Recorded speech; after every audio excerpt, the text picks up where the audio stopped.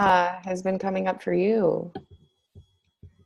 So yeah, feeling really calm today, at peace. Hmm. Um, really feel like I'm kind of grounding and integrating these energies now, more in the sacral and the root, getting down the ground.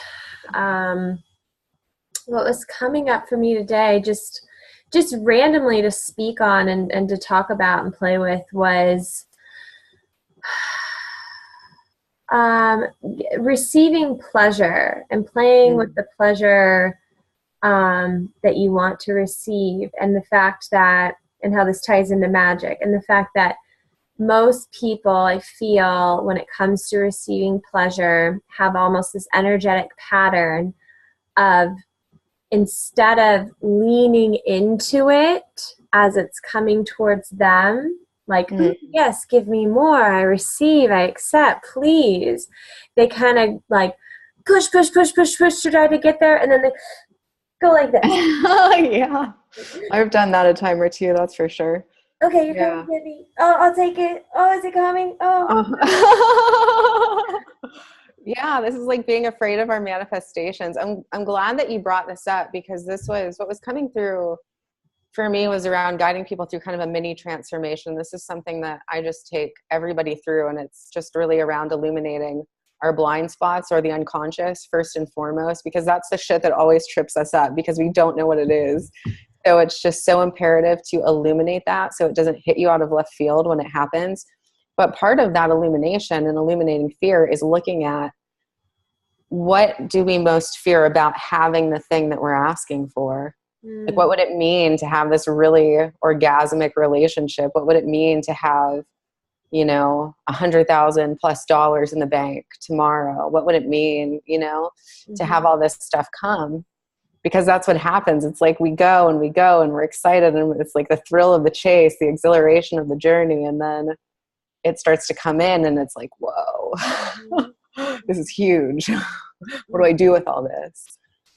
I think Yeah. the fear, I mean, deep down at the root of all of it, whether we're talking about relationships, love, money, something material, something emotional, orgasms, healthy bodies, anything, I think the root of it all is it's quite vulnerable to have that thing, because it's like you're admitting that it's safe, you're allowing it, you're opening up your energy, your space, you're letting your guard down, you're out of control in the flow with something.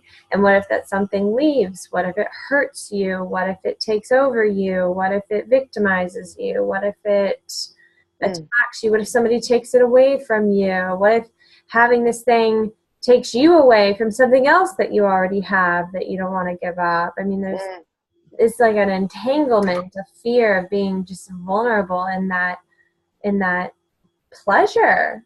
Yeah. What I'm being brought to now is how men fear commitment, I think sometimes because they're afraid they're going to lose themselves and also control.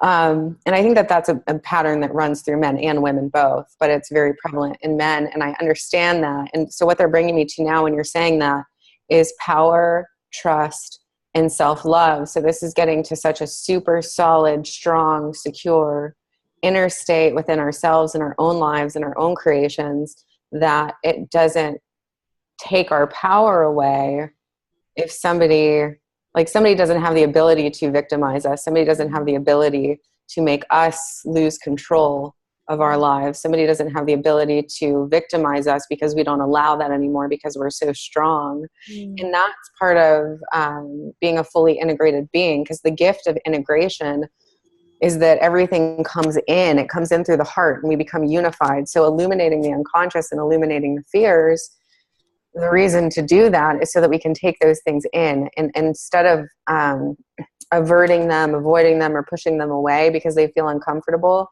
we move directly into them. And that, I think, is a vulnerable space for people. But once you start doing it, you gain strength from doing that, from bringing all of that in. And that's what creates integrity. That's what creates unification, because you're no longer avoiding the thing or afraid of the thing. You have faced it. You have brought it into you. So it doesn't have any power or ability to take anything away from you anymore, because you've had the willingness to be with it fully. Yeah. I mean, oh, please go ahead. No, I was just going to say, I mean, I think that in itself, that breaks down so many paradigms or programs that we have had on how, well, it switches, I guess, as I'm saying that, it switches the intention of receiving the thing that you want in the first place, or why you want it. Because part of what you're saying, the resistance comes from almost this, like, I'm powerless over it. Like, this thing is more than me because I don't have it, so I want it, so I'm powerless in that giving or that receiving. But what you're speaking to, it's totally switching that intention and grounding in a space of love and unity. Because that's why you're calling the thing in, is to create a feeling of, well, if I have this, I'll feel secure. If I have this, I'll feel strong. Or if I have this, I'll trust, or I'll believe, or whatever it is.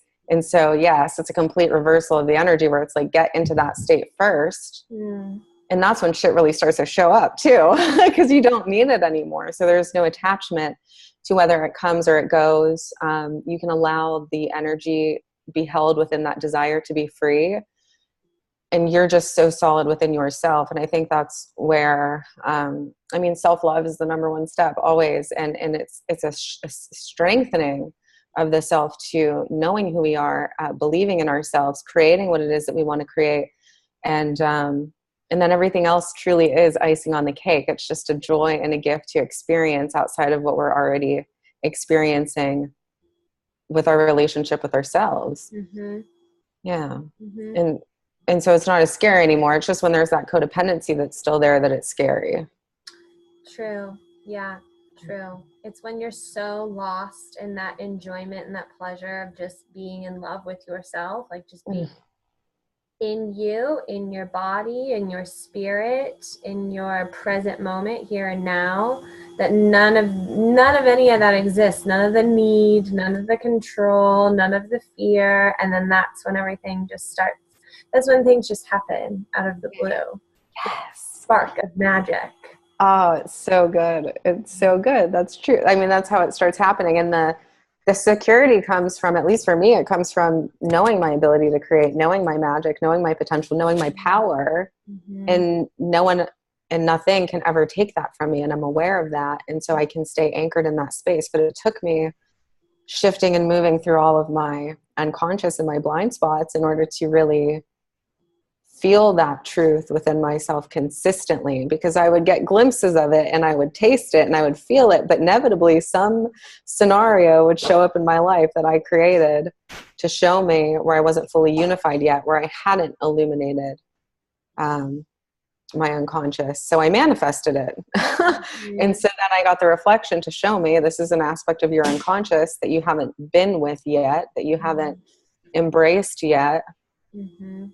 So here's your opportunity to do that. And I kind of want to go to, and this is really the earthy grounded side of things, but this is one thing that I do with my clients right off the bat now, just to get it out of the way, because this is as far as I go into blocks with people, because it's every single thing that you need to know about illuminating your unconscious, because until we do that, it rules us. It literally creates outcomes that our conscious mind isn't necessarily on board with. And until we identify what those are, they have some degree of power over us. But when we know what they are, they don't have power over us anymore. And so these are just a few things that for people to look at. And I'm just going to run through these really quickly.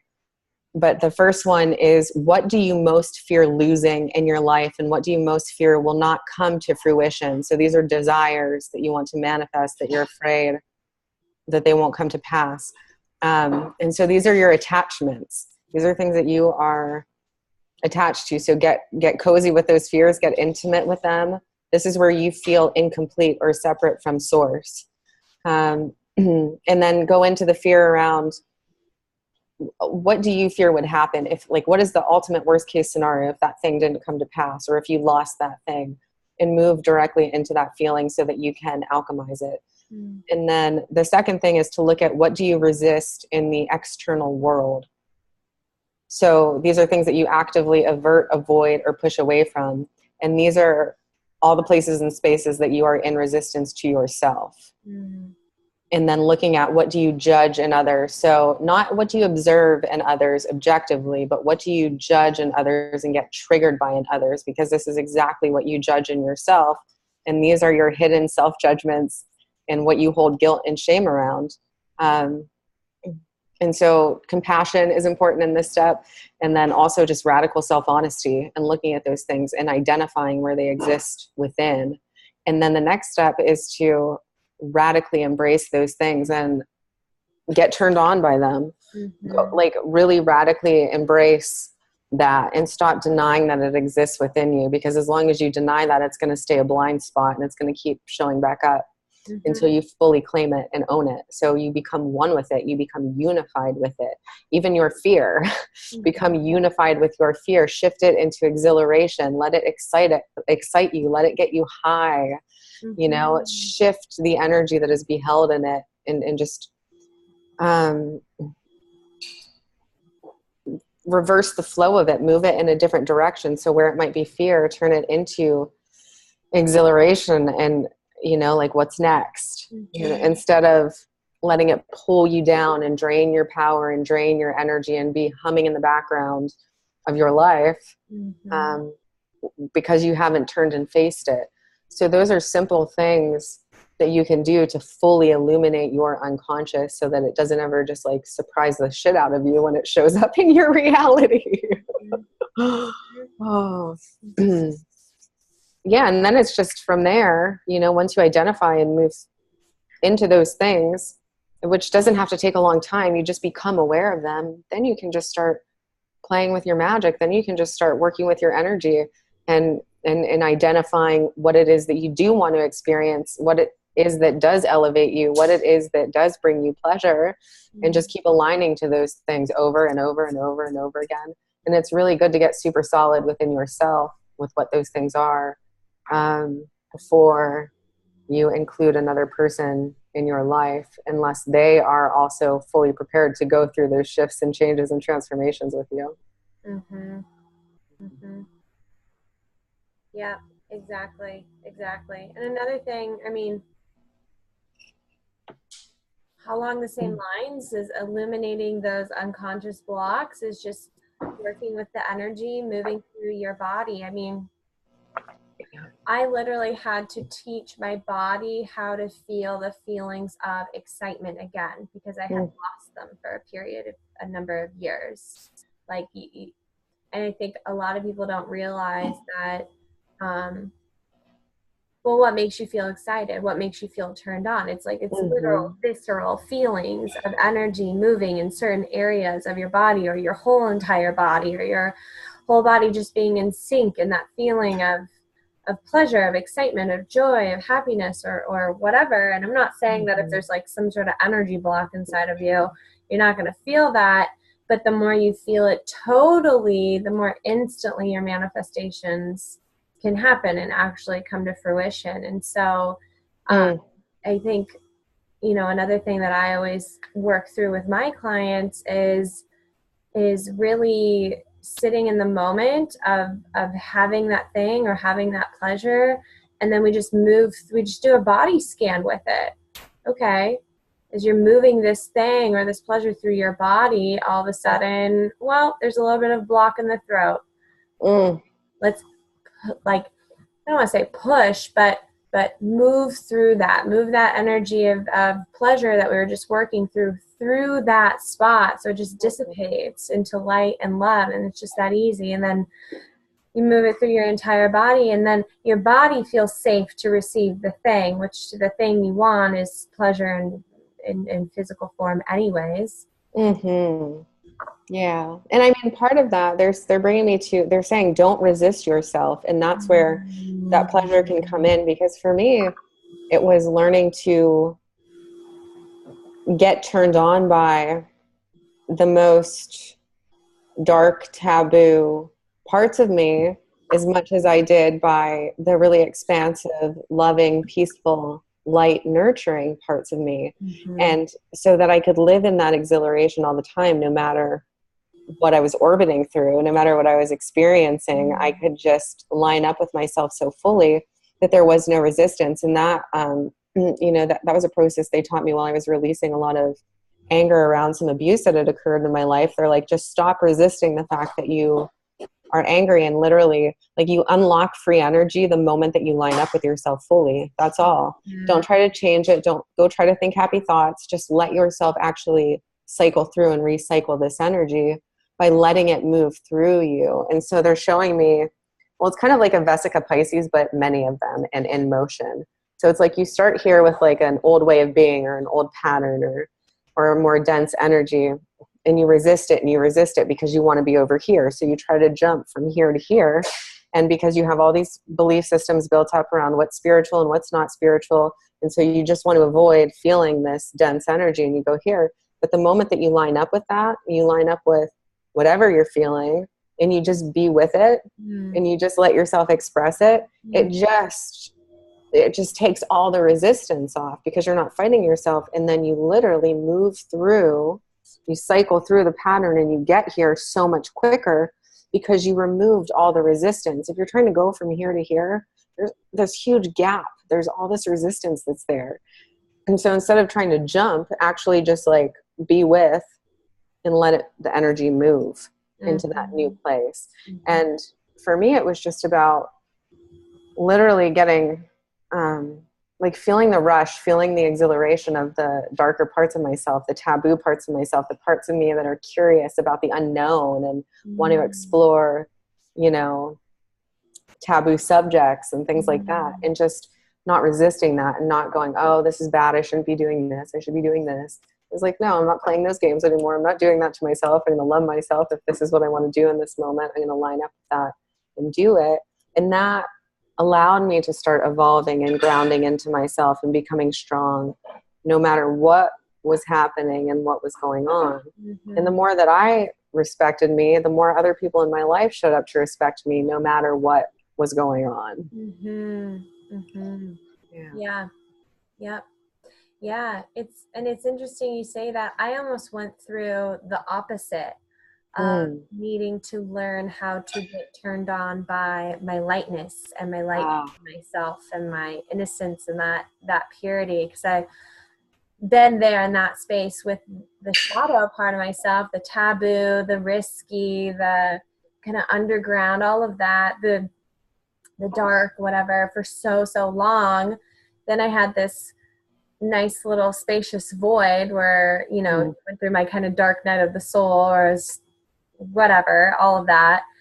And then I had to learn how to get turned on by this light part of myself and not judge that as not good enough or stupid or too innocent. Like I judged innocence hardcore and like hardcore, but that was my true being, which is what I was desiring to know. And so so it's interesting. I think we all end up having to go through both, but for sure. I love that you're bringing this up too, because that's it too. It's like, it's too fluffy. It's too light. It's bullshit. It's not real.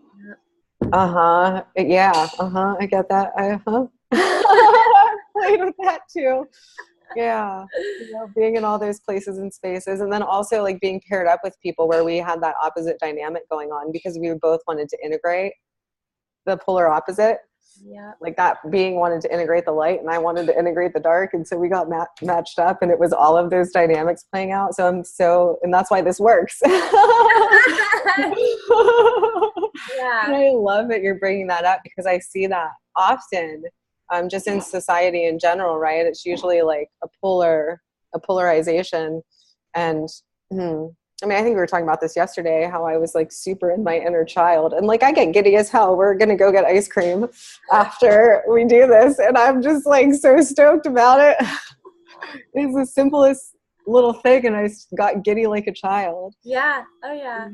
No, I'm the same way with some stuff now too, where I'm just like, I'm such a goofball, but I'm so excited about so little. Like, yeah. Uh-huh. Yeah, just the little stuff, And then also just getting really exhilarated and turned on by some stuff that people would think is taboo, and going into that fully and not being afraid of it. Because I realized how much power I gave that stuff because I was just afraid of it for so long. It was like, if I would feel a darker presence, when I would go to certain places, I'd be like, oh, we got to get out of here. Yeah. And now it's like intrigue. Yeah. Yeah. Mm-hmm. But there's not fear because it's my ability to be with the isness of all of it and be at one with all of it and recognize, like, honestly, dark forces are just as damn powerful as light forces are, and like respect, and that was a lesson that I had to learn, to really respect all forces equally, Mm-hmm. and that included whatever was moving through me. Well, I mean, just like with anything, if you're only allowing one part of the whole, are you really getting to experience life in its fullness? No. So it's the same with dark energy and light energy, dark magic, light magic. There's people who only dabble in one and only dabble in the other, and they're not, I mean, this is just an outsider's perspective, but they're hindering and halting themselves based on holding that barrier of what they will and will not let their energy play with and flow through and utilize in their experience. So again, it's removing that judgment and coming to that space of neutrality. That it's funny because I keep getting images in my head right now of two shows I've seen. There's this one show on Netflix called Jessica Jones, and there's this man who has like more superpowers than her that she was in love with, and he tried to hurt her, but he basically walks around like he owns the freaking world, like he's boss, super neutral, and he doesn't give a fuck, obviously using it to find pleasure in hurting others, which is not what I'm recommending. Then there's this other show I've seen called Lucifer, where again the main character is just so neutral, and that's kind of what I'm getting into, that where we judge that space of non-judgment because of how neutral it can be, and there's almost this fear of like it turning into this bad thing, but I want us to get over that. Well, yeah, I'm glad that you're bringing this up, and I'm glad that you're bringing up Lucifer too, because he's actually the light bearer. And I think that, like, in my journey, I had to encounter that consciousness in a really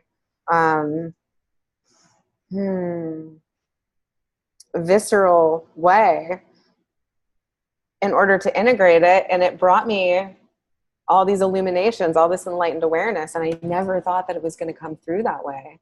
I never thought it was going to come through that way. It was like, oh, it's going to be this light, this moment, everything's going to pop into place and my whole world's going to be golden. And really that integration came through being with that consciousness. And I remember when I first started interacting with a couple of individuals who really embodied that, that energy. And it doesn't look anything like you think it's going to look either. Like literally Lucifer is the light bearer. Like it does not look like you think. There's so many ways that people identify and associate with that energy, or their conception of what that is. It's just really fucking intelligent, and it's smart, and it's savvy, and it is neutral, and it is light. Like on the outside, it is light. Like you would never fucking know if you weren't paying attention. Exactly. But it was beautiful because, so after I started encountering those individuals, I was getting dinner in downtown Austin with a friend, and a man was walking down the street with a werewolf mask and a t-shirt that said, "It is what it is." Because I was so, like, I was turned upside down by what I was witnessing. I was like, this is crazy. Like, this is the most, it's like straight trickster consciousness is what it was. And I was watching it all, and I could recognize that nobody else saw it. And I'm like, this is so wild. Like, what is going on here? Why are we engaging with each other? Like, what is the lesson here? What is the integration that's trying to happen? I was so curious. And I was also just like baffled by the whole thing. And when I started seeing those signs all around, I was like, oh, I get it. Like, you're trying to help me to integrate to the isness, the actuality of things, without having a story about it, without having a, and also then after you like get to a point of neutrality around it and you don't have a story about what it is and it doesn't trigger you and all of that, and you integrate, it's then actually appreciating it and respecting it for what it is and how intelligent it is and all of that. And it just like blew my mind when I was going through that whole phase for about a year, and just encountering those types of energies and those kinds of people and those kinds of lessons so that I could fully integrate, because that's what I wanted. I wanted to be fully integrated. And so that's, hey, that's the fastest way for that to happen. Yeah. And then in retrospect, I really appreciated it so much that I even had the opportunity to dance with that energy. Part of me was just going to say dances with the devil. We were talking about this, but it was like that. But like, I appreciated that I had the opportunity to do that because it enlightened me, man, it illuminated so many things that I was not fully conscious of yet. And it had so many gifts to bring. But anyways, I would love to at some point, start shifting the way that the collective sees that energy, because until you do, you can't really fully integrate, because that's just a really real thing. And I was thinking earlier today, like enlightened masters, they're not living in a world that's free of war and free of violence and free of all of this. They've just learned how to be at one with it. Right. And that's a key. Hey. And then I see often in the spiritual community, and I did this for a very long time. And this is what I was talking about earlier, trying to go from here to here because you think that this isn't spiritual and this is, and you just want to get over here. How much we resist doing the thing that we need to do to actually have that unification occur. And it's wild. It's like, this is what we need to do to be better. This is what we need to do to be enlightened. This is what we need to do to be spiritual, or in integrity, or whatever the thing is. And it's like, well, actual integrity, energetic stability, unification with self is going to come when you actually get honest about the fact that all those things out there that you're judging are the very things that exist within you. And then you find a way to get high on that. Yeah, exactly. Yeah. Like find that. We'll step into the void of exhilaration. I mean, my easiest examples of this do happen to be examples of like finding that with the dark, or that dark energy, because I did consciously make that shift at a very young age, and then consciously make the shift to find that with lighter energy at a later age as well. But it's almost like, for me, I just can remember times in my life where I almost just woke up one day. I was like, yep, I'm going to let myself be turned on by this now. Wow. And that's kind of like stepping into your power, like we've been talking about. But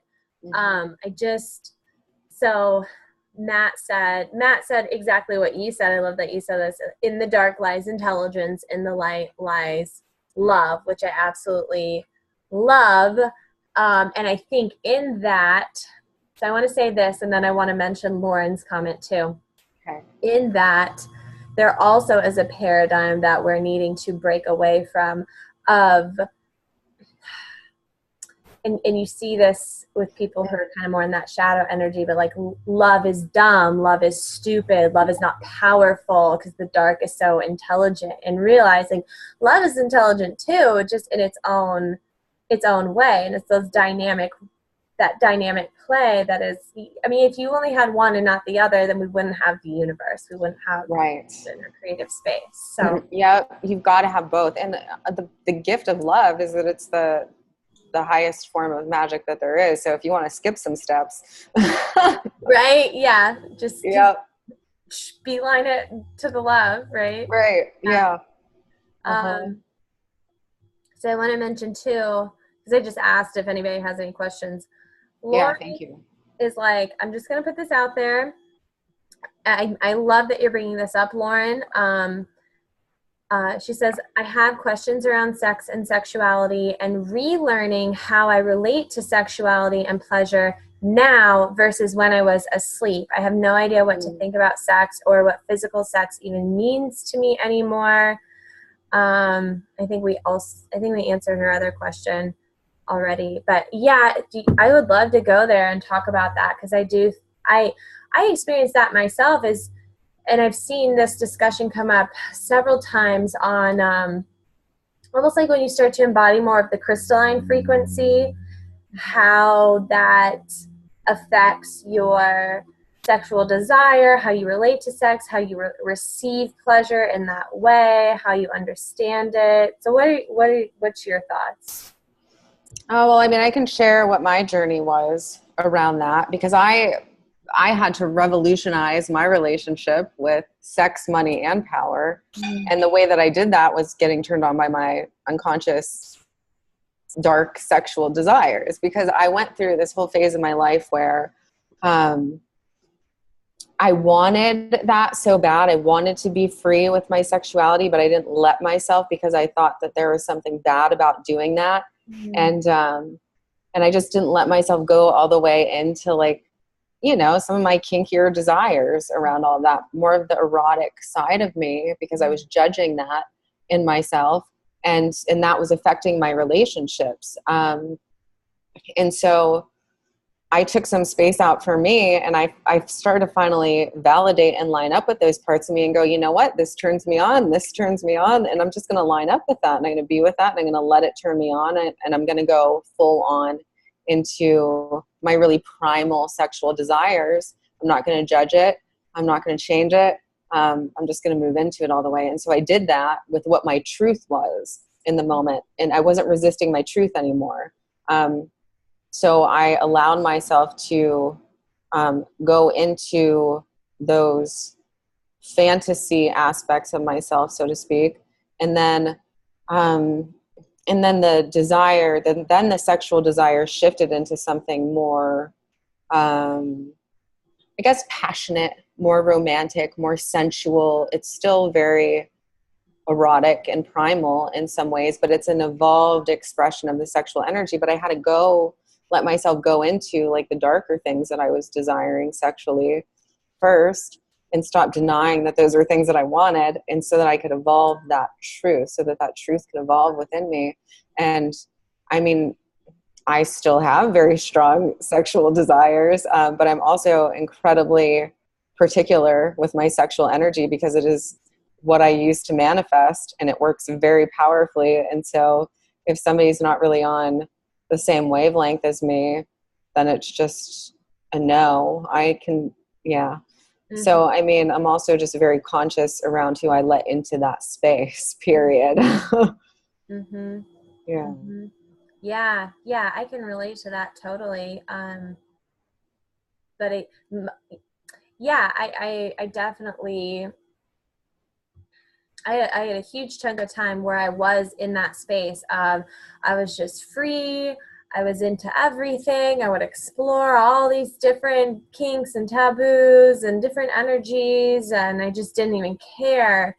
But that in itself was not purely driven by me. There was a lot of unconscious energy in that. There was a lot of fear energy in that. There was a lot of codependent energy in that. There was a lot of ego in that, lots of ego in that.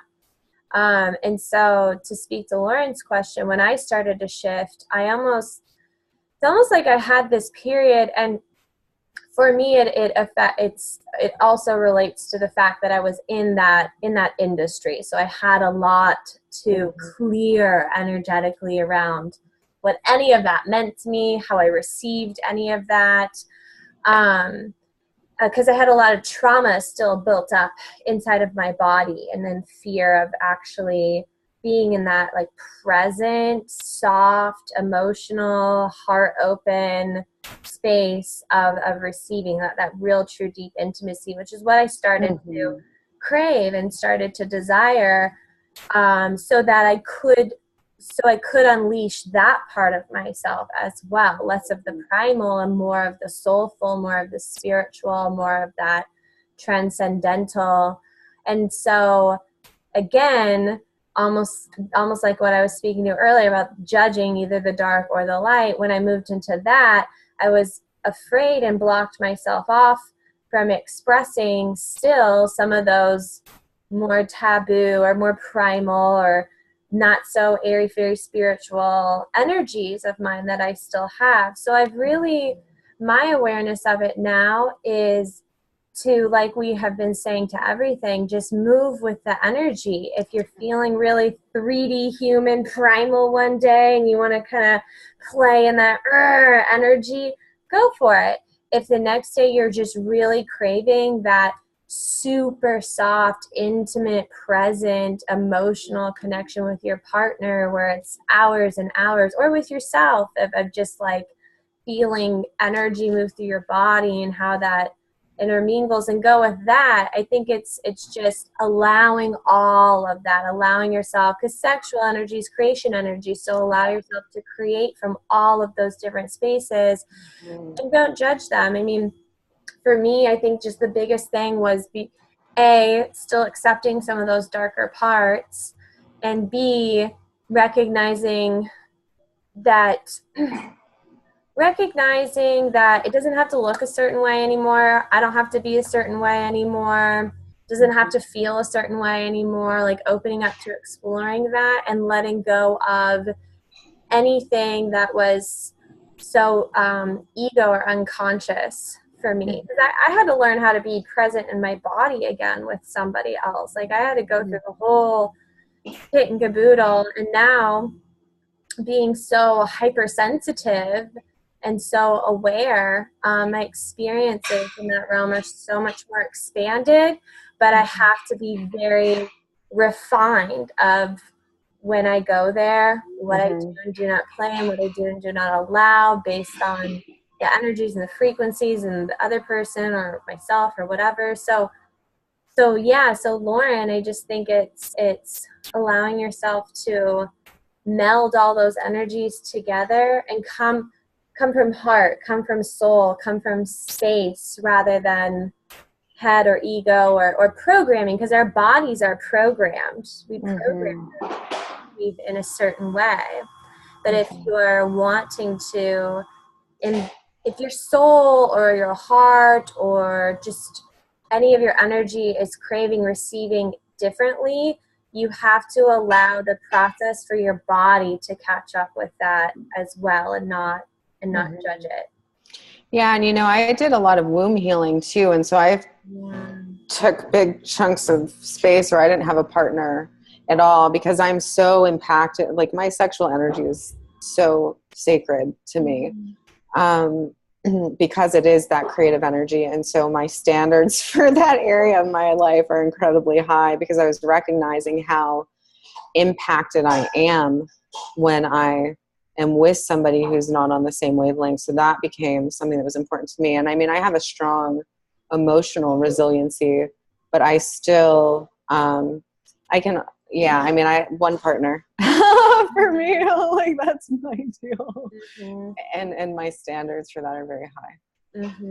So, I mean, looking at what you want and what you need and how energy affects you, and how, like, what you need in partnership and what you need in relationship. And then in the meantime, you can work through what you need to work through and cleanse and all of that, and become one with your own sexuality and your own sexual energy. Develop a relationship with your sexuality. I mean, I did, like I just said, a ton of womb healing, and I developed a really sacred relationship with my womb during that time. And I definitely didn't have a partner while I was doing that. So yeah, feeling into what you need, what feels true for you, and honoring that, and having the strength to honor that. And another huge thing too for me was like resisting tempestuous situations that I knew weren't aligned to my truth. And just upholding my boundaries around that. And if somebody wants to rise to meet that and that's something they feel aligned to, great. And if they don't, then that's great too. There's no judgment around what anybody else wants to do in that area of their life. I just know what I want. And so it's really imperative, especially as women, for us to honor that too, and to not, because there's been some charmers. Oh yeah. Yeah. And you have to be strong enough to not. To honor your truth, and to honor yourself, and to honor your body, and to honor your energy. First and foremost.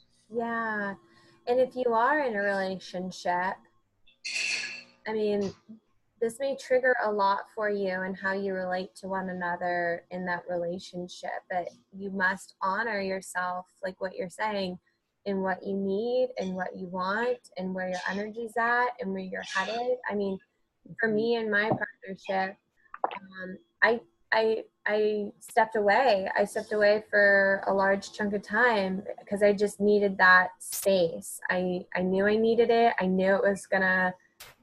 I knew the other person was going to feel hurt based off of that.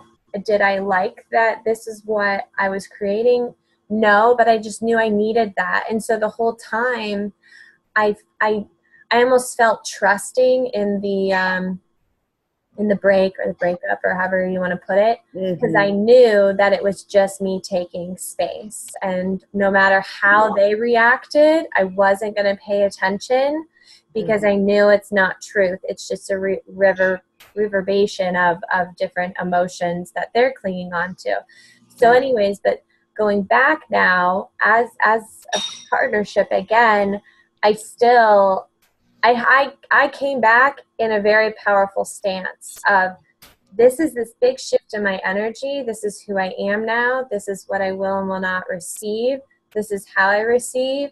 This is how you're going to play the game with me if we're going to kind of come together in this way. And it terrified me because I think even some people who are watching are probably married, maybe married with kids, maybe been with your partner for a long time, and it can be scary because if they're not on the same path as you completely, so to speak, I mean, just like you have your own emotions, it's going to bring up emotions and reactions for them, but you have to just allow that space. You can't react. You can't judge. You can't think, oh God, this is going to destroy what we have or whatever. Like, get out of your head, get out of 3D, get out of paradigms, get out of all of it and come from a higher space. And I'm present. This is what I can engage in today. This is what I can't. This is what I need. Like, and just allow that. When you trust in that, you'll find often the energy shifts that much quicker and they catch up to you that much quicker because you're totally detached from whatever experience they're choosing to have based on you and your stance. Yep. Yeah. And I mean, I think that was a huge thing for me too, is making that stance and fearing that everything would crumble. And in one particular instance it did, and that was okay. I was like, well, then this isn't the partner for me. And I had to have the strength to shift through that too. And that's even still in its own evolution. So yeah. Having that trust too on the other side of that is if the energy beheld in the experience does shift, then that's beautiful. Then that's aligned to what you both truly want. And if it doesn't, allow yourself to be realigned to someone and recognize that what you truly want is available to you, because that was the thing for me. When that did crumble, I was introduced to something even better. And, of course, when you're in that situation, you're like, there's nothing as great as this. And you know what I mean? And then if stuff doesn't align, it can feel terrifying to just take that leap of faith and that step and go, well, I'm just going to trust that there is something that's more aligned, because I'm shifted so much now. And if we're not in alignment, then there's something that's in alignment with me. There's someone that's in alignment with me, and trusting that. And then it's always better. It blows my mind. It's always better when we shift and align. Whatever opens up for us next is always just exponentially more than what we even anticipate it's going to be.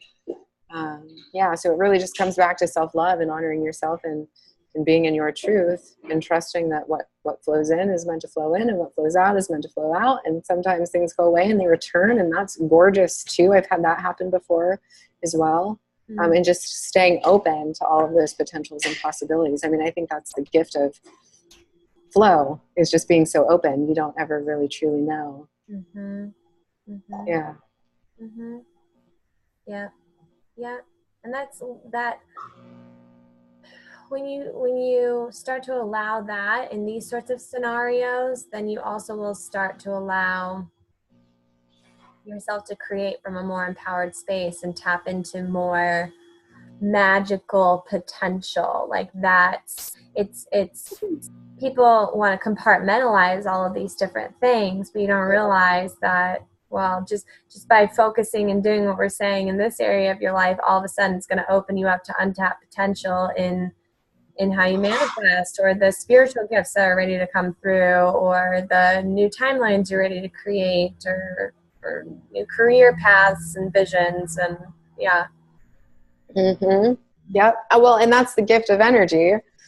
Yeah. I mean, that's the gift, and that is just letting all of our conditioning fall away, all of our preconceived notions and expectations for how it has to be or it should be. When you're just living in that pure flow, you just know and you trust that all of that's going to flow into you because you're existing in that space of alignment. And so all the things start to come, everything. There's nothing that's separate from that energy. So that's where like the simplification in that comes in, is just aligning to the energy, and then everything starts to happen. And so that's where we get to figure out where we have attachments and judgments and resistances and expectations of how it's supposed to go, instead of just living in pure flow, which is, if you can live in pure present moment flow, that's where the magic's at. Yeah. The exhilaration of the now. Because then you're just not distracted anymore. Right. And you don't give a shit. I mean, I remember I was calling in something very specific a while back, and I wanted it to come through a certain channel, and I was just kind of toying with that. I was dabbling. And then it was so, like, I couldn't even stay with the thing. I was like, fuck it. I'm not dabbling with this anymore. I'm not even going to try to change it. I'm not going to try to, because I was, well, and I was in some ways, which was fun, because I was playing with my ability to influence. And I did. I influenced things energetically multiple times in a really powerful and profound way, but then it just became too much energy to like have to keep doing that. And so then I was like, fuck it, I don't care what it looks like. I don't care what form it comes in. Just this is the essence of what I want. And then you stop caring and you just allow it to come through in different forms. And then that's fun too. So there's many ways that you can approach magic. And I think that's the fun thing that kind of lights me up and turns me on about magic, is that I get to play with my ability to influence very specific elements in my creations. And I also get to leave everything open to, well, I don't care how it comes in. And that's where I start to get into, what am I looking for? When things, I mean, abundance really is what it is, but it's like I ask for one of the thing, and then 12 of the thing shows up, and you're like, whoa. And you start to get into like plentitude and really truly like the harvest and the abundance of it, because you're so open. And then you don't have those resistances or those blocks. And so it's like, okay, we'll bring it to you from here and here and here and here. And then there's this person and this person and this option. And your choices start to open up more. Oh, and it's just, yeah, it's fun to just be in that space. Yeah. Oh. Yeah. Yeah. I'm like, I don't know what to say. I know. I was like, is there anything else that's coming through for you? Trying to see what I've been dabbling in today. Oh yeah. So the whole reason, I'm just going to go back into this real quick, earlier talking about identifying what our blind spots are and what our unconscious is because one, if you can get on board with your unconscious and stop resisting it and fighting it and really just like find a way to love the shit out of it, then you're going to free yourself. You're going to liberate yourself on so many levels, and you're going to liberate your power, which is your energy flow, because those are all the things that you're in resistance to. If you identify them and learn to love them and line up with them, the reason that we do that is to liberate the energy, because people are like, I can't stay in a space of excitement. It's really hard for me to be happy all the time. It's really difficult for me to experience X, Y, and Z. And it's because the energy hasn't been liberated yet. There's still some aspect of self that we're in resistance to when that's happening. So it's important to identify what those things are so that you can see where you are resisting yourself. So when you're looking at that stuff, like what do you resist in the world? What do you judge in the world and all of that? There's no good or bad thing about it. It's just to identify that thing so that you can see where you have blockages to the energy flow in your own being, so you can liberate your energy and liberate your power, because that's what's going to start creating miracles in your life, is that free flowing, clean, crisp source energy. So that's just about liberating your power. And I mean, we spoke to this a couple times, but to me, power is literally like fuel, energy, you know? Yeah. It is. And, you know, one more thing I want to say to that is just release your resistance on needing to release the energetic patterns or the stagnation or whatever's holding you back. If you, because I remember times where it's like, you know, you feel like you keep coming up against these brick walls, and then it's like this huge upheaval of all of this stuff. And then afterwards, like, am I done now? Like, am I good? I can go over this. And then something else comes up eventually. But as soon as I stopped resisting that, then the releasing became that much more clear, fast, not so heavy, easy. You know, I just stopped resisting it, because that's you just allowing another way of energy moving through you. And if you're wanting to harness more of your power, more of your magic, more of your light, more of your frequency, then you have to get used to that. It's the resistance that makes those times feel heavy or severe or you know, like afraid of them. Yeah, exactly. Thank you for bringing that up, because that's huge. Because, well, what they're saying is identify for yourself what gives you energy and what drains your energy. And in one moment, what gives you energy might be being active and being in motion and listening to music, dancing, whatever the thing is. And in another moment, it might be going into deep meditation and deep relaxation. That's what you need to give yourself more energy and power, and to recharge and reboot. Because when you go into those silent spaces, it's a gift of meditation. Meditation, I'm just going to name off some freaking benefits of meditation right now. I mean, people do mindset work, and it's beautiful if that is something that is working for them. But if you go into meditation, your neural pathways start to rewire, your right and left hemispheres of your brain start to rebalance and calibrate. Meditation naturally aligns your mind with divine mind, and it's so fucking efficient. It's so much more efficient than trying to just figure out, like, what are all of my limiting beliefs? What are all the freaking programs that I'm running? Like, that is such a rat maze. It's like a labyrinth of never ending. It's never ending. It isn't. It's not. And every time you go into it, you'll find another thing, and you just keep going and going and going. And it's just like, who the hell wants to spend all their time doing that? Because it's not necessary. It's not essential. And meditation will efficiently, rapidly start to realign and repattern and rewire your brain for you. So going into those empty spaces is another access point of power. It's where we charge ourselves. We rest the mind. You know, I mean, just think of how much energy you save from just quieting your mind that's constantly running. You save a ton of energy. So that's, you know, and so not resisting when your body is telling you to slow down and go into those spaces, because you have been go for so long.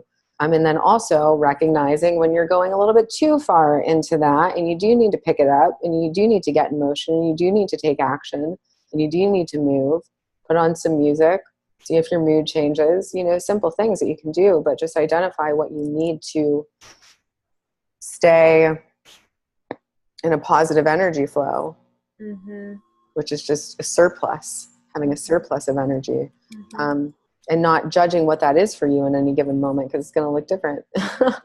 Yeah. And it's going to make a lot of your patterns change, because a lot of us have patterns or habits that we think are part of our balance, but really they're absolutely draining to us. You know? Yeah. Yep. Well, and that's the thing about being present too, is because if you are fully present and listening to yourself, you'll notice that what keeps you in balance is always changing. True. Yeah.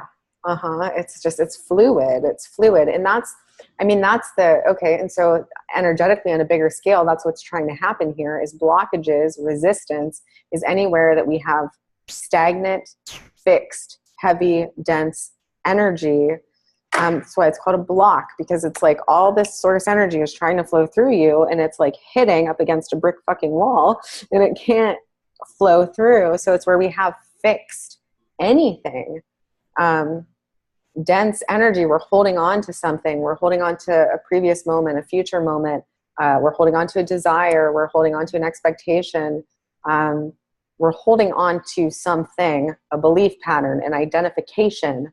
We're not fully present and lined up with who we are in this moment. And that is what impedes the energy flow. So the goal of being this present is to make the energy fluid. And that's why we do energy work, is to make the energy fluid, because it can't be fixed anymore. It has to, like, all of that has to break up, and that energy has to be able to be moving in a fluid, liquid way. Yeah, so it's wherever that impedance is, whatever is taking you out of the present moment. They're showing me a hook is a hook.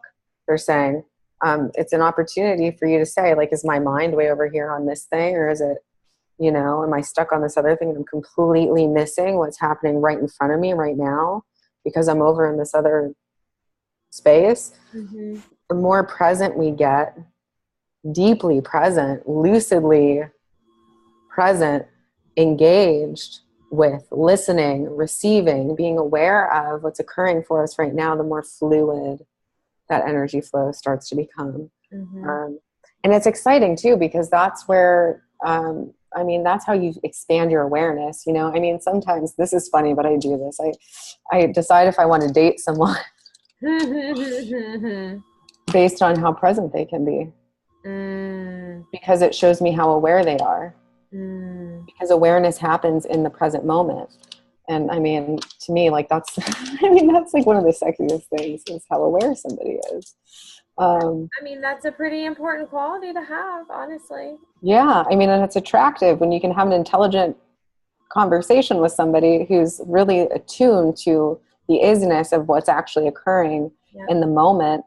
And they can be fully present, because that shows me that they're fully present to themselves, and they can be fully present to me, and they can be fully present for life, and they're not carrying around all this stuff. But yeah, I mean, awareness happens in the now, waking up. I mean, that's, you talk about waking up, awakening, ascension. It's just literally like, oh, I've been asleep and I just kind of got out of bed, and now I'm like halfway awake, and I'm thinking about all the stuff that I have to do. And I stubbed my toe on the you know, bottom of the shelf because my mind's over here and I'm all groggy. And then finally I'm fully fucking awake. I've got the coffee on. I'm making breakfast. I'm like immersed in what I'm doing. It's focus. Another way to say is focus. And that frees up all your energy. And you're awake. That's all that is. Exactly. You're awake. Yeah. You're alive. You're present. Yeah, that's it. It's that simple. It's not like some big, you become a space alien, although that is part of it. You remember? Yeah. You remember that you're a superhero. For another day. Yeah, for sure. Oh, but yeah. Well, I'm excited. We're going to go get ice cream, and I couldn't be more freaking thrilled, and we're going to make brownies. And wow. Oh my gosh. yeah, some magic's going down around here. Love it. I want a brownie. Yeah, I know. I wish I could gift you one through the computer screen. I'm so fortunate. I love my Your my roomies. tribe. Yeah. Yeah, my housemates, they're the best. Well, I hope that this is helpful for whomever is tuned in. If you guys want to learn more about our inner circle, which is starting on November the 1st, you can check out either one of our websites, jenniferneal.com or shaktisoul.com, or just check in with one of us about it, and we will give you the details. 8 magical women, powerful invocations, advanced energy work for 3 months, one-on-one support from both of us, and no bullshit, rapid transformation around sex, money, power, abundance, magic. Yeah. If you want to know more, let us know. We'll cue you in, and we will talk to you guys tomorrow evening. Love you. Yeah. Love you. Bye. Bye.